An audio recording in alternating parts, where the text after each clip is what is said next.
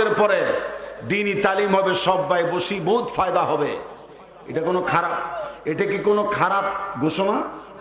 ভালো ঘোষণা, আলহামদুলিল্লাহ। কোন তাবলিগ যতই দু টুকরা হোক আছে, থাকবে, ছিল, বাধাগ্রস্ত করে কোনো লাভ নাই। এটাও দিনের একটা মেহনত। জোরে কোন ঠিক কিনা? আরো জোরে কোন আলহামদুলিল্লাহ। এটা চলবে। আবার পাশাপাশি ওই মসজিদের মিম্বরের পাশায় ইমাম সাহেবের সাথে অথবা ওনার মাধ্যমে ঘোষণা দিতে হবে, ও ভাই মুসল্লানি কেরাম, নামাজের পরে সূরা ভিত্তিক, আয়াত ভিত্তিক আল্লাহর কোরআনের দাস হবে, আমরা সবাই বসে যাই, অনেক কল্যাণ হবে। এই ঘোষণা প্রয়োজন আছে না নাই? এটা শিবিরের ছেলেরাও দিতে পারবে, জামাত ইসলামের ভাইয়েরাও দিতে পারবে। মসজিদে আর কোনো ভয় আছে? চিল্লা বলেন, আপত্তি আছে? কেউ যদি তাতে বিরোধিতা করে বাধা দেয়, ওর সেই খবর হয়ে যাবে। কথা ঠিক কিনা বলে? বাধা টাধা সব মানছি জীবনে, 71 সাল থেকে মানা শুরু হয়েছে, এখন আর মানার ধার ধারে না মুসলমান। আর আল্লাহর গরব, টাকা হবে, পয়সা হবে, ওয়াজ নসিহত করে আমরা কোরআন হাদিসের কথা বলে কালেকশন ওয়াজ করব। সেই মসজিদে শুধু সারা বাংলাদেশের জুমা মসজিদ নয়, বিগত সরকার অত্যন্ত সুন্দর করে দৃষ্টিনন্দন যতগুলো মডেল মসজিদ তৈরি করেছে, সেই মসজিদের মুসল্লি, ইমাম, খতিবের মিম্বাররাও এখন থেকে বাংলাদেশে কোরআন সুন্নাহর পক্ষে দিন কায়েমের খুতবার আওয়াজ তুলতে হবে। কথাগুলো ঠিক আছে? এগুলি প্রয়োজন আছে, না হয় এই জাতি সজাগ হবে না। নামাজের ব্যাপারে বয়ান হয়েছে বলে আমরা নামাজের গুরুত্ব দেই, মসজিদে যাই, টাকা দিই, পয়সা দিই, মসজিদের টয়লেট, অজুখানা, টিউবওয়েল বানাবার জন্য আমরা অনুদান দেই। কিন্তু এই আল্লাহ যে বলেছেন আকিমুস সালাহ, এটা মানলাম। এর পাশে তিনি যে বলেছেন আনাকিমুদ্দিন, দিন কায়েম করো, দিন প্রতিষ্ঠা করো, এটা কার হুকুম? জোরে বলেন। এটা মানার প্রয়োজন আছে না নাই? এরপরে যে পর্দার কথা বলা হয়েছে, কুরআনুল কারীমের ভিতরে শুধু মহিলাদের উপরে পর্দা প্রথা ফরজ, এটা নয়, পুরুষের উপরে ফরজ। আমল করার তাগিদ দিয়েছেন কে? উল্লিল মুমিনিনা ইয়াগুদ্দু মিন আবসারিহিম। হে নবী, প্রত্যেক মুমিন বান্দাদেরকে বলে দিন তারা যাতে পর নারী থেকে নিজেদের চক্ষুকে নিম্নগামী করে।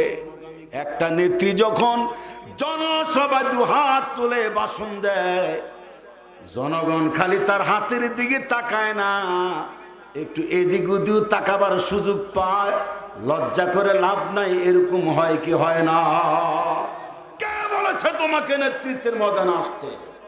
তুমি জানো না লা ইউফলিহা কওমুন ওয়াল্লাহু আমারহুম, ওই জাতি কখনোই কল্যাণের শীর্ষস্থানে আরোহণ করতে পারবে না, না না।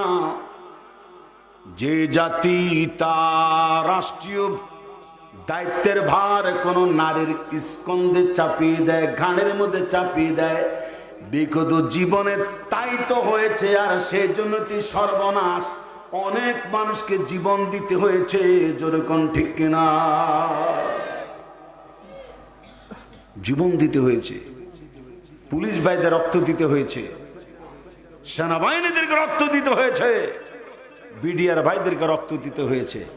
আবারও আমার এই বাংলাদেশে একটা নৈরাজ্য, সন্ত্রাস, এই বাংলাদেশকে একটি বিপর্যয়ের মুখে ঠেলে দেওয়ার জন্য ইসকন নামের উগ্রবাদী হিন্দুরা একটু উকিঝুঁকি দিচ্ছে। যেরকম ঠিক কিনা? উকিঝুঁকি দিচ্ছে। এই ষড়যন্ত্র ইনশাল্লাহ সেনাবাহিনীর সাথে, পুলিশ ভাইদের সাথে জনগণ রুখে দিয়েছে। যেরকম ঠিক কিনা?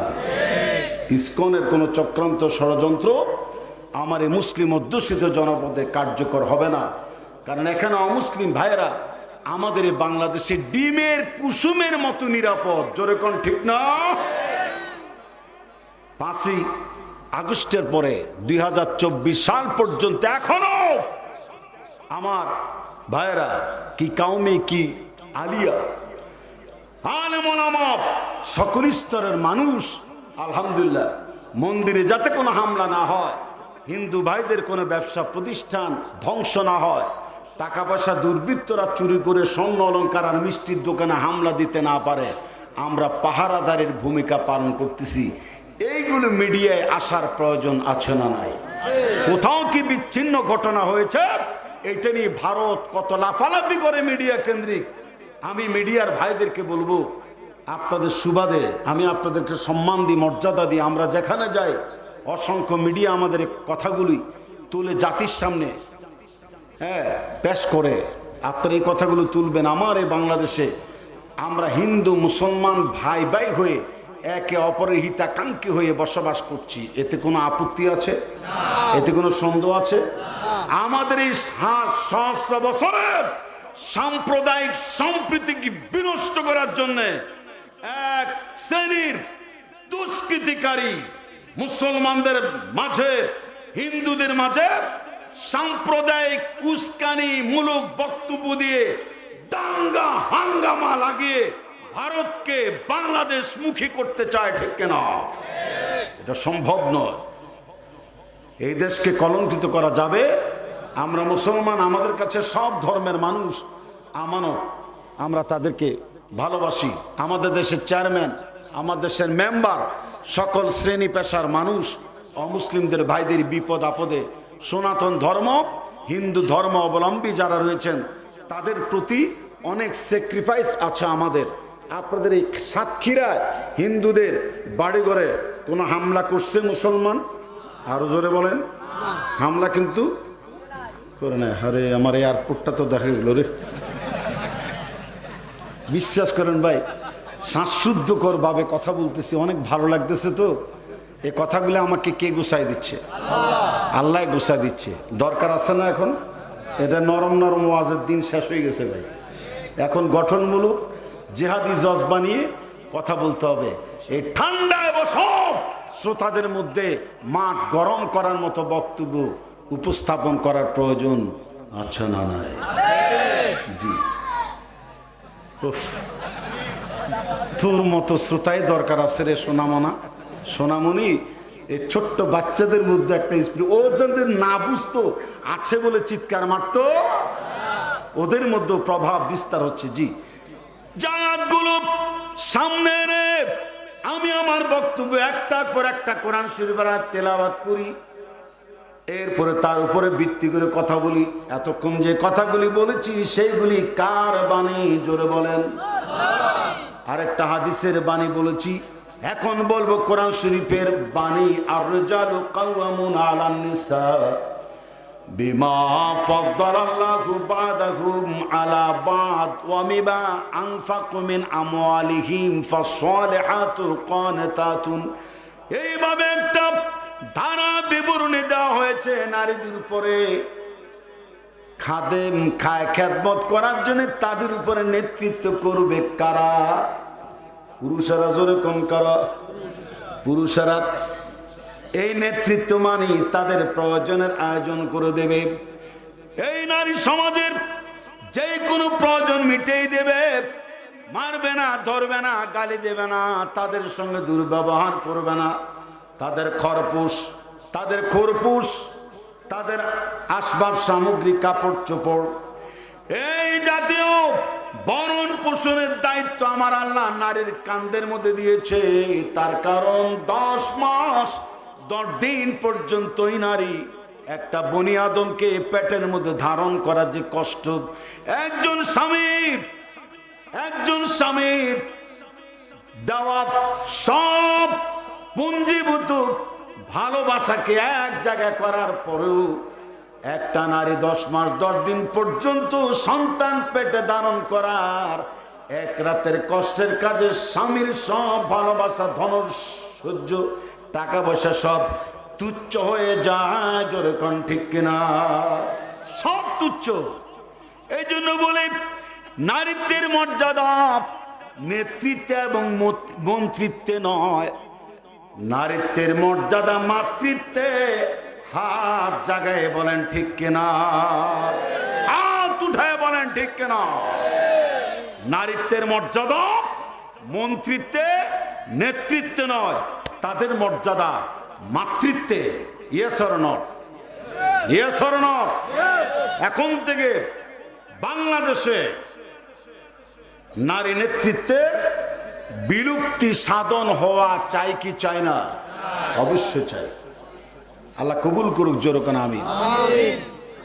একজন সাহাবী মারা গেলেন, শাহাদাত বরণ করলেন। ওই সাহাবীর মা দুঃখিনী ছুটে এসেছেন। সবাই বলেছে আপনার সন্তান তো জিহাদের ময়দানে শাহাদাত বরণ করেছে, ও তো আর দুনিয়াতে নাই। ওই মহিলা দৌড়ে এসেছে, তার শহীদ হওয়া সন্তানটার মৃত্যু লাশের কাছে এসেছে। এসে ধরধর করে চোখের পানি ছেড়ে কাঁদছে। সাহাবায়ে অবাক হয়ে গেলেন আর বললেন, কি গো মা, কি গো হে নারী, শহীদের ময়দানে যাদের ময়দানে তোমার সন্তান শাহাদাত বরণ করেছে, তুমি হাই উতাস করছো না, বিলাপ ক্রন্দন করছো না, তুমি শুধু চোখের পানি ছেড়ে কাঁদছো, তোমার মুখটা পর্যন্ত খোলা হয় নাই, তোমার সন্তান হারিয়ে গেছে, তুমি স্বাভাবিকভাবে শুধু কাঁদছো। ও আমার মারা, ও আমার বোনেরা, ও পরান্দা এলাকার সুধী মহল, একটু লক্ষ্য রাখেন। ওই মহিলাটি বলছে, জিহাদের ময়দানে আমি আমার সন্তান হারাতে পারি, কিন্তু আল্লাহর দেওয়া পর্দা লঙ্ঘন, আমি তো আমার পর্দা প্রথা আর লজ্জা শরম সম্ভ্রম হারাতে পারি না। কথাটার দাম কত! নিজের সন্তান হারিয়ে গেছে জিহাদের ময়দানে, মেয়েটা কান্দে না? ওই মহিলা মা কান্দে, কান্দে ঠিকই, কিন্তু বোরকা খোলা হয় নাই, নেকাব মিস হয় নাই, পর্দার সাথেও সে মোলায়েম ভাবে দুঃখ প্রকাশ করেছে। আলহামদুলিল্লাহ। আজকে করবেন না, কালকে সকালে মরুভূমির গ্রাম্য অঞ্চল একটা ফ্যামিলিতে সন্তান মারা গেছে। ঠিক ওই মুহূর্তে এক দল মেহমান তার বাড়িতে এসেছে, কিন্তু ওই মুহূর্তে তার সন্তান মারা গেছে।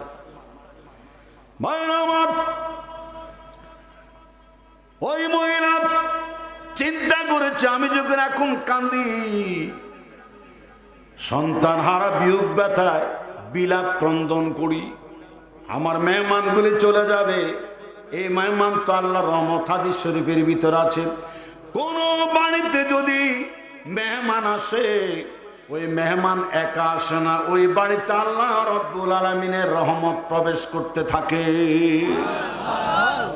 আবার শুনান তো সুবহানাল্লাহ।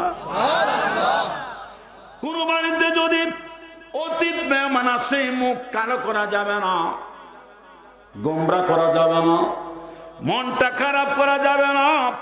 ডিম দিয়ে হলো, কাঁচামরিচ দিয়ে হলো, আলু ভর্তা করুক, সাধ্য অনুসারে তার মেহমান করার হুকুম দিয়েছেন বিশ্বনবী। আলহামদুলিল্লাহ, জোরে কোন আলহামদুলিল্লাহ। বিশ্বনবী হুজুর এটাও বলেছেন, কোনো বাড়িতে যদি মেহমান আসে, ওই ব্যক্তির বাড়িতে আল্লাহর রহমত কতটা দ্রুত বেগে ঢুকে, শোনেন কতটা দ্রুত বেগে শুনে। উট জব করার জন্যে তার গলার মধ্যে যেভাবে ছুরির আঘাত মারে, ওই ছুরিটা উট জব করা, আর অস্ত্রটা দাঁড়ানো অবস্থায় উটকে জব করা হয়, কল্লাটা উঁচু। এই জায়গায় উটের কল্লার জব করার জন্য ফোর্স একটা অস্ত্র ব্যবহার করা হয়। ওই অস্ত্রটা উট জব করার ক্ষেত্রে যত দ্রুত ব্যাগে উটের কল্লা কর্তন করে করার জন্য ছুটে যায়। কোন বাড়িতে মেহমান আসতে পড়ে আল্লাহ রহমত তার চাইতে দ্রুত বেগে ওই ঘরে প্রবেশ করতে থাকে। বুঝছেন বলেই কিন্তু মনের আনন্দ সুবহানাল্লাহ বলেছেন। আমাদের বাড়িতে মেহমান আসলে কি রাগ করার কোনো সুযোগ আছে? মুখ কালো করার সুযোগ আছে? মুখ গোমরা করার সুযোগ আছে? আঙ্গ নোয়াখালী কুমিল্লা, আর বাড়িতে কুমিল্লা নোয়াখালী, আঙ্গ নোয়াখালীতে এক বাড়িতে মেহমান আসছে। তো বাড়িওয়ালা মেহমান দেখলে বিরক্তি লাগে, কিপং কিপটা টাইপের, তাও তার নিকট আত্মীয়। বলে যে এরিও বাইসা, ও বাইসা ভাইজান আপনি আমার বাড়িতে আসছেন, খুশি হয়েছি। আমি জানি আপনি কোথাও আসলে থাকার অভ্যাস নাই, যেহেতু আসছেন একটু নাস্তা পানি করে যান। মেহমান চিন্তা করছে যে আমি আইছি বেড়াইতে, হে আমার নাস্তা করে বিদায় করাইতে চায়। তো মেহমানও চালাক ছিল, কাজে অসুবিধা নাই, এই ব্যাপারে আপনি টেনশন করেন, আমি আপনার বাড়িতে 3 দিন বেড়াবার নিয়তে আমার লুঙ্গি জামা গাঁটটি বুসকা সহ আপনার বাড়িতে হাজির হয়েছি। থাকবার লাই যাইবার লাই না।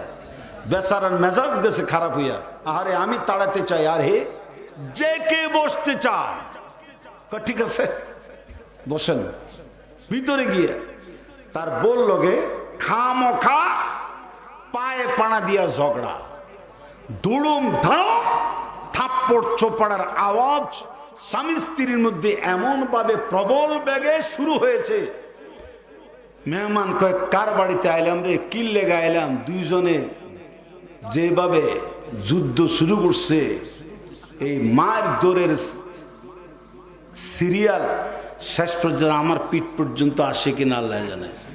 থাকার গুল্লি মারি, আমি জায়গা থাকা দরকার নাই। এই বেচারা ওই মেহমান গাট্টি বসকা বেঁধে চলে যাবে, মানে নিয়ে চলে যাবে। ও টের পাইছে বাড়িওয়ালা, এবারে বউরে যায় কয় তুই এত কান্দুস কা? কাজে আপনি আমাকে মেরেছেন বলি তো কান্দি। কত তুই, আমি তো মেহমান বিদায়ের জন্য আমি শুধু শুধু মেরেছি। বউ হাসছে উঠে কছে আমিও কিন্তু শুধু শুধু কাঁদছি। মেহমান এটা শুন না পাল্টা আবার ফিরে এসে বলে তাহলে আমিও তো শুধু শুধু রওনা দিছি। হ্যাঁ, মেহমান ফিরে এসে বলে তাহলে আমিও তো শুধু শুধু রওনা দিছি। এরকম যদি মেহমান আর মেজবানের পরিস্থিতি হয়, জিন্দিগি তো ওই বাড়িতে রহমত ঢুকবে? জোরে কোন ডুববে? ডুববে না। ডিস্টার্ব করে বেশি জামাইরা, বাড়ির কাছে মাইয়া বিয়ে দিলে জামাইরা যা করে 2-3 দিন পরেই 2-1 মেহমান নিয়ে হাজির হয়, এরকম হয় না? অথবা শ্বশুর যদি পরান দাও বাজারে কোনো কিছু ভালো ভালো কিছু কিনে, ওই বাড়িতে যদি খোঁজ পায় জামাই, ওই বিকালে এসে হাজির। একজনে খোঁজ দিছে, কিরে তোর শ্বশুর অনেক বড় দইয়ের পাতেলে নিয়ে বাজার করে বাড়িতে গেছে। হোক আমি বসে দিয়েছি কিলা, তাহলে আমারও তো শরীর হওয়া দরকার। গেছে বাড়িতে, দরজার ভিতরে দরজা টুক দিছে। টুক দেওয়ার পর বলে যে কে? বলে যে আমি আপনাদের জামাই। আহা, শ্বশুর মনে করছে কিরে খোদার কাটা আজকেও হাজির। ও জানলো কেমনে আমি এত কিছু দইয়ের পাতিলা মাতিলা দাওয়াত কিনেছি, খাবো মজা করে। খোদার কাটা হাজির, দে দরজা খোল। শাশুড়িকে বলে দিয়েছে খবরদার নর্মাল খাবার দিবি, জামাইলে কিছুই খাইতে পারে না। দইয়ের পাতিলা চকির তলে ঢুকা ঢুকো। ঢুকাইছে শাশুড়ি, খাওয়ান দাওয়ান দিছে, শেষ। ডাইনে বামে তাকে কিরে দইয়ের পাতিলে গেল কেন? কই গেল? যে আমার খবর দিছে ও তো মিশা কথা কোয়ার লোক না। আমার শ্বশুর দইয়ের পাতিলে কিনছে, গেল কই? এবারে ফুসকি মেরে দেখে খাটের তলে দইয়ের পাতিলা রেস্টে আছে। এটা বের করে খাবে কেমনে? ফোন দিয়ে আটতেছে, কয়ে যে শাশুড়ি আম্মা আল্লাহ বাঁচাইস, আজকের পরে জীবন আমারে পাইতেন না। কি হয়েছে? কয়ে যে রাত্রে বের হয়েছিলাম, এত লম্বা সাপ আমার চোখের সামনে পড়ছে, একটুখানি পা ফেললেই সাপ আমার দংশন মারতো, কামড় মারতো। কয়ে তাই? কয়ে হ্যাঁ, জানেন না কত বড় সাপ? কত বড়? কয়ে আমি আরে যে খাটের তলে দইয়ের পাতিলা, এত লম্বা সাপ। ভাই এখন এর দই না খাওয়াই উপায় আছে? রাসূলের সুন্নাত মেহমানদের কদর করা, আলহামদুলিল্লাহ জোরে বলেন, এটা একটি সুন্নাত। আমি যা বলছিলাম আমার আল্লাহ বলে দিয়েছেন ওয়াকারনা ফি বুয়ুতিকুন্না ওয়ালা তাবাররাজনা তাবাররুজাল জাহিলিয়াতিল উলা।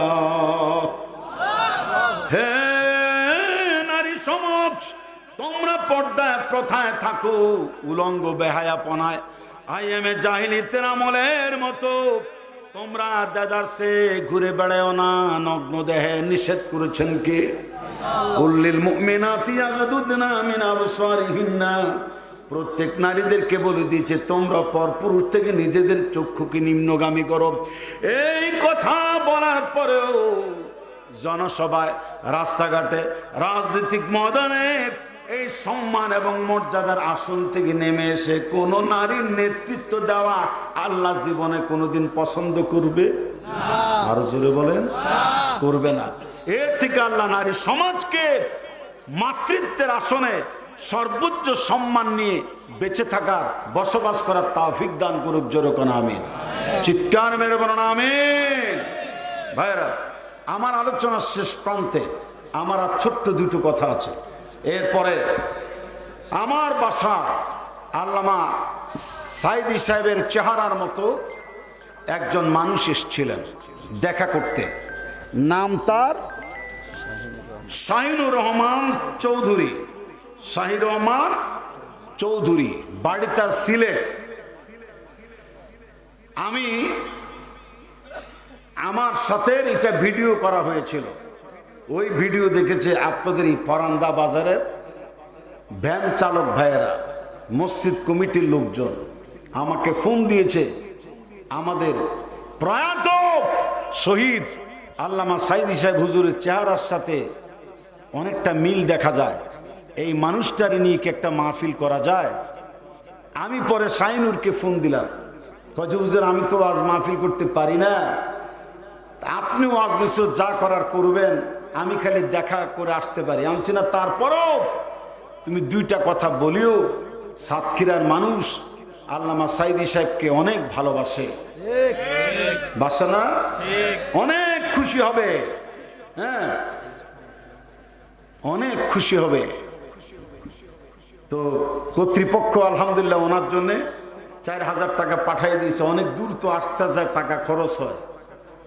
ও আজকে বিকালে আসার কথা, ওই লোক কালকে মধ্যরাতে ঢাকা এসে ওই গাড়িওয়ালা মামুন গাড়িতে তুলে দিয়েছে। ফজরের পর পরে ঢাকা, আরে এই আপনাদের সাতক্ষীরায় আমার ভাইয়েরা রিসিভ করে তাকে ঘরের মধ্যে আটকায় রাখছে, আয়না ঘরে বন্দি করে রাখছে। কয় যে আমাদের পাবলিক প্লেসে যাইতে দিব না, আকর্ষণ কমে যাবে। তা আমি কালকে আমার সে ঠাকুরগা থেকে অনেক কষ্ট করে ফজরের নামাজে আমি কষ্ট করে রওনা দিয়েছি। আমি যথাসময়ে আপনাদের মাঝে আসতে পেরেছি, এতে আপনারা খুশি না বেজায়? ওয়াজ নসিহতের দায়িত্ব যা করার তো আমারই করা লাগবে, আমি তো জানি। এই জন্য কিছু কথা গুরুত্বের সাথে আপনাদের সামনে শুনাইলাম। আপনারা খুশি না বেজায়? আমার যে কথা বলার টার্গেট ছিল, সেই টার্গেটটা আমি এইভাবে ফুলফিল করতে চাই। আমি বললেই আপনারা শাহিনুর চৌধুরীকে আমার কাছে নিয়ে আসবেন। পাশের একটা চেয়ার অবশ্যই খালি থাকবে, এখানে উনি এসে বসবেন। আপনাদের দেখলে খুবই মায়া লাগবে, সালাম দিতে মন চাইবে, দেখার আশা আপনাদের মনে আছে না নাই? একটু পরেই আমি বললেই চলে আসবে। তার আগে আমি একটি তিলিসমতি দোয়া করতে চাই। এই দোয়াটা সবাই শরীক হইতে হবে। এই যে 3 জন ভাই, এই 3 জন, তোমরা 3 জন এদিকে আসো, এদিকে আমার দিকে আসো, এদিকে আসো। ওইদিকে যে কয়েকজন তোমরা আসো, এই যে তোমরা এইদিকে আসো, দ্রুত দ্রুত দ্রুত আসো। আমি একজন দায়িত্বশীল বক্তা, অসুবিধা নাই। তোমরা আমার সামনে বসো অথবা মঞ্চে উঠো, ওঠো। একটা চমৎকার দায়িত্ব আছে আপনাদের। ওই যে লাল জামা ভাই, ও লাল জামা ভাই, আপনিও বসে যান, কেউ আর দাঁড়িয়ে থাকবেন না। বাজার ঘাটে যারাই আছেন খুব দ্রুত এই প্যান্ডেলের মধ্যে চলে আসুন। বলেন, আমি আপনাদের মাঝে যে কথাগুলি গুছায়, কারণ আমি তো আমার দায়িত্ববোধের জায়গা থেকে কথা বলতেছি, জি, সকল সেক্টর মানুষের জন্য। এই যে নামাজ, সালাত, পর্দা, জিহাদ, এইগুলির হুকুম কি কোনো রাজনৈতিক দলের লিডারের, নেতা নেত্রীর, নাকি আল্লাহর হুকুম? আল্লাহর হুকুম। অনেক দারুণ লেগেছে। সাত আতঙ্গুলি আকাশের দিকে খোঁচা মেরে বলুন তো কার লেগেছে? আল্লাহর লেগেছে। মানে আল্লাহ বলেছেন কথাগুলি।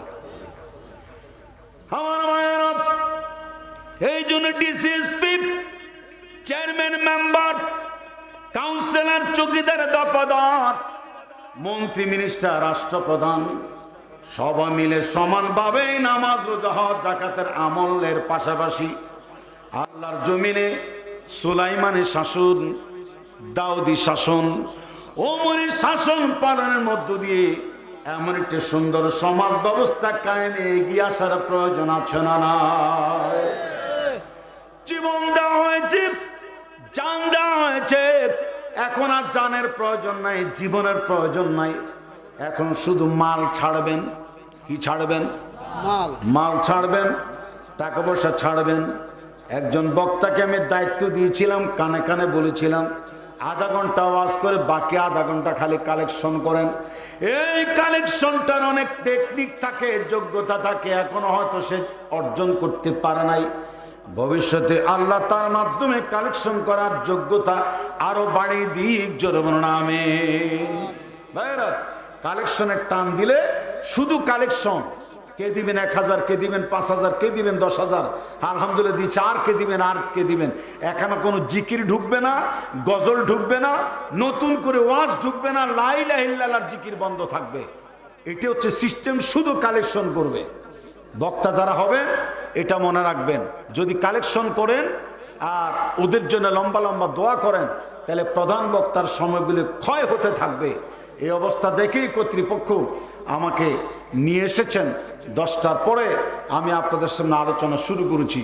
যে কথাগুলো বলতেছিলাম তার সামারাইজ, মূল বক্তব্য একটাই, ইন্না সালাতি ওয়া নুসুকি ওয়া মাহইয়ায়া ওয়া মামাতি লিল্লাহি রাব্বিল আলামিন।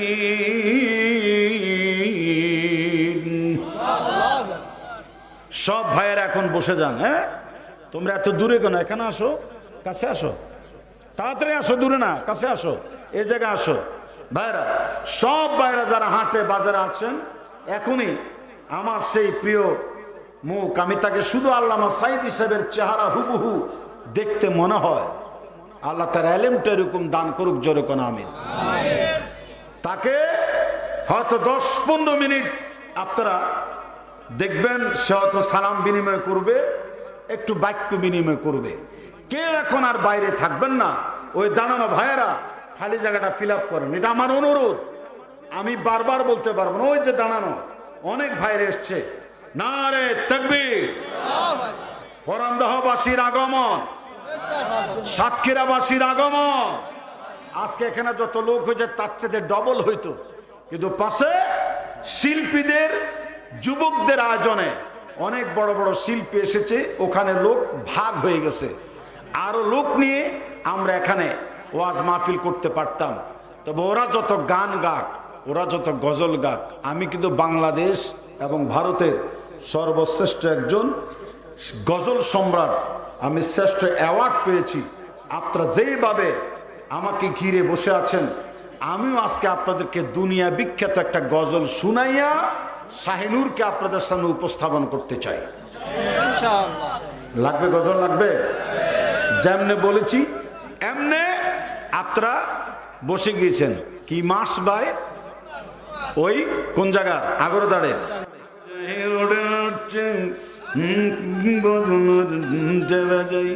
দরকার নাই, সাইদি সাহেবের সঙ্গে আর কি। জি, এই গজল এখন আর গাওয়া হবে না। সরকার আছে, সরকার থাকবে।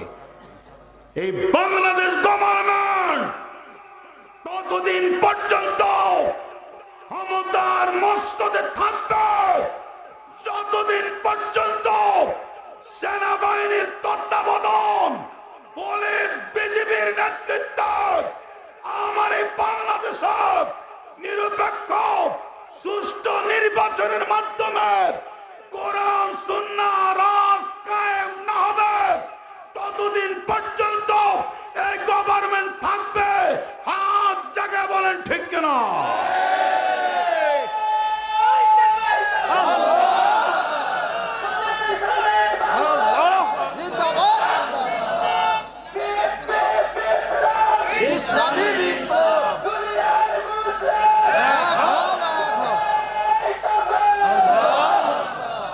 ভাই আমরা এতক্ষণ কই আছিলেন? হ্যাঁ ছিল তাই না? জি হ্যাঁ, কারণ এই দেশে একটি সুন্দর স্বাধীনতা 5 আগস্ট অনেক রক্তের বিনিময়ে একটি নিরাপত্তাপূর্ণ এই রাষ্ট্র আমরা নতুন বাংলাদেশ হিসেবে তাকে অর্জন করেছি। অনেক হামলা, অনেক মামলা, খুন এবং গুমের মধ্য দিয়ে আবু সাইদের মতো একটা মেধাবী ছাত্রের বুক পেতে দাও, বুলেট বিদ্ধ রক্তমাখা শহীদের বিনিময়ে নতুন বাংলাদেশ অর্জন হয়েছে।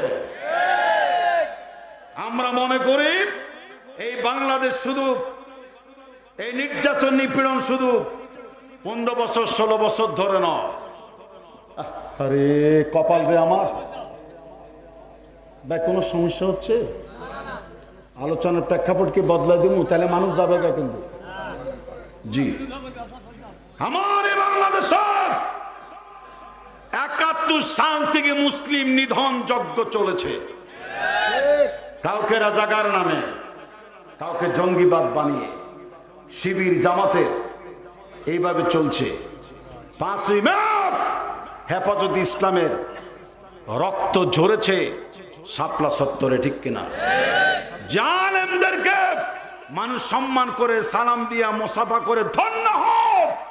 ওইসব আলেম ওলামা, কাউমি মাদ্রাসার সহজ সরল এই সাদা সিধা লোকদের উপরে গুলিবিদ্ধ করা হয়েছে। যারা ওযু গোসল, জানামাজ আর তসবিহ হাতে করে সেখানে এসেছে, ওদেরকে মারা হয়েছে, তাদের রক্ত ঢলেছে বাংলার জমিনে। শুধু তাই নয়, এই বাংলাদেশে 21 বাংলাদেশে এই যে লগি বৈঠার 28 অক্টোবর বাইতুল মোকাররম উত্তর গেটে লগি বৈঠার পিটানি দিয়ে 4 মেধাবী ছাত্রকে শহীদ করেছে। এরা বাংলাদেশে এখনো টিকে আছে কেন? আমি জিজ্ঞাসা করতে চাই। আল্লামা সাইদি সাহেবের মতো লোক টিকতে পারলো না, নিজামীর মতো লোক টিকতে পারলো না, মুজাহিদের মতো লোক, ইসলামী নেতৃত্ব প্রদানকারী মুজাহিদরা টিকতে পারে নাই। তোমরা কোন জায়গার দুধের দোয়া তুলসী পাতা হয়েছো? তোমাদেরকে একদিন বিচারের আওতায় কাঠ গড়ে এনে ওই ওই ওই ফাঁসি রশির মধ্যে তোমাদেরকে একদিন ঝুলায় মারা হবে। সেই সুদিন আছে। কয়জন বাংলাদেশ থেকে বিদায় নিয়েছো? আছে প্রেতাত্মারা, আছে না নাই? অবশ্যই ঘাপটে মেরে আছে। তবে আমি জামাত ইসলামের আমির শফিকুল ইসলাম সাহেবকে আমি ধন্যবাদ দিই। উনি সাধারণ ক্ষমা ঘোষণা করেছেন। জোরে আলহামদুলিল্লাহ জোরে বলেন। শেখ মুজিবুর রহমানও যাদেরকে সাধারণ মুক্তিযোদ্ধাদের অর্থাৎ রাজাকার আমরা যাদেরকে জানতাম, ওদেরকেও সাধারণ ক্ষমা ঘোষণা করেছিল, ঠিক কিনা? তারপরেও দুর্বৃত্তরা আমাদেরকে ছাড়ে নাই। ওয়াজ চলাকালীন মাইক কেড়ে নিয়েছে, তাই না? হুজুরে বলে একটু মুনাজাত করি, না মুনাজাত লাগবে না, মাইক কেড়ে নিয়েছে। জাতি এই দৃশ্য কি জীবনে ভুলতে পারবে? এখন কারো বাপের বেটার ক্ষমতা আছে মুফাসসিরের কাছ থেকে মাইক কেড়ে নিতে পারে? দেখেন সেই দিনে কিন্তু আমরা ধৈর্য ধারণ করেছি, করি নাই? আমরা ধৈর্য ধারণ করেছি, আমরা অ্যাকশনে যাই না। যদি আমরা বলতাম ধর রে, তাহলে তার জায়গা হয় হাসপাতালে না কবরস্থানে হইতো। আমরা ধৈর্য ধারণ করেছি, এই জন্য আমাদেরকে সেলুট ধন্যবাদ দেওয়ার প্রয়োজন আছে না নাই? মাহফিলের মানুষদেরকে আমরা খেপাই নাই। ও ভাই, এটা কি আলেম ওলামার গুণ না? গুণ কিনা? যদি এদের কোনো জনসভায় আমরা স্লিপ দিয়ে বলতাম যে কোরআন হাদিসের বাইরে অন্য কোনো বক্তব্য দেওয়া যাবে না, ওরা কি আমাদেরকে আস্থা জেতা রাখতো? জোরে বলেন, জেতা রাখতো? রাখতো না। আমরা ধৈর্য ধারণ করেছি। এই জন্য যারা আওয়ামী লীগ করেছেন, ছাত্রলীগ করেছেন, যুবলীগ করেছেন, এদের কোনো অ্যাকশনে যাবেন না, এদের প্রতি দুর্ব্যবহার করবে না। তারা ব্যবসা বাণিজ্যে ফিরে আসুক, এরা চাকরি নকরিতে ফিরে আসুক, এই মহল্লার আপনাদের কাতারে এরা চলুক। খুঁজে দেখুন, এরাও অনেক সময় অতিষ্ঠ হয়ে গিয়েছে, ঠিক কিনা? ওদের ছেলে মেয়েরাও ময়দানে নেমে বলেছে তুমি কে আমি কে, রাজাকার রাজাকার। যেহেতু সাধারণ ক্ষমা ঘোষণা করা হয়েছে, এদেরকে এখন দিনের দাওয়াত দেন, ইসলামের দাওয়াত দেন, একটা রিপোর্ট বই দেন, কোরআন হাদিস চর্চা করুক, ইসলামী সাহিত্য চর্চা করুক, বাংলা তর্জুমা সহ হাদিস গ্রন্থ দেন। এদেরকে মসজিদমুখী নামাজমুখী করেন। যার এক সময় আপনাদেরকে ফাঁসির কাস্টে ঝুলেছে, বুকের মধ্যে রক্ত ছড়াইছে, গুলিবিদ্ধ করেছে, এরাই আপনার পাশে আমার এই স্বাধীন সার্বভৌম বাংলাদেশের মদিনা শাসন কায়েমের জন্য মুজাহিদের ভূমিকায় রাস্তায় নেমে আসবে। জোরে কোন ইনশাআল্লাহ। ভাইজান, আমি এই মুহূর্তে আপনাদেরকে বলবো, জান যথেষ্ট দেওয়া হয়েছে, জীবন যথেষ্ট দেওয়া হয়েছে,